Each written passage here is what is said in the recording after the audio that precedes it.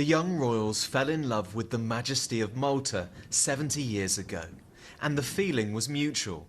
Today, this once British island is remembering the prince.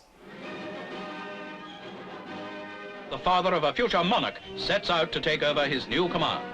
Posted here in 1949, this was to be Prince Philip's last active military service, before his duty became service to his wife.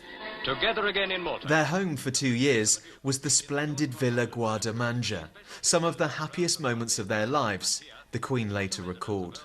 After 40 years of neglect, the Maltese government has bought and is now restoring the property, a tribute to the British Crown, but also to the Prince and his personality. The Maltese are a very warm people. They're not formal, they're very informal. And obviously the monarchy has to be formal, so sometimes when the Duke would make a lapsus in his comments and perhaps go a bit too far and receive certain criticism, the Maltese would like this, because they say, see, even the Duke is human.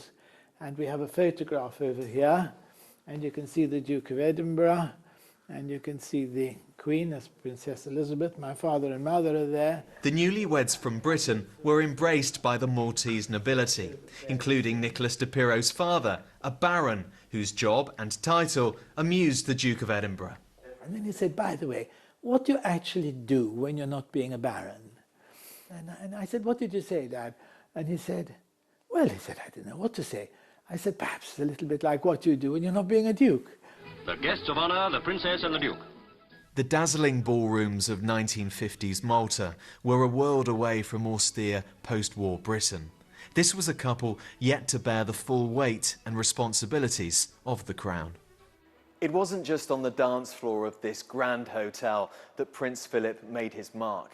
He took centre stage when the country gained independence from the UK in 1964, and his regular visits over the decades, both with and without the Queen, have secured his place in modern Maltese history. In the distance they can see HMS Chequers. This was his last trip 6 years ago. An island of fond memories, now bidding a friend a final farewell. Nick Beake, BBC News, Malta.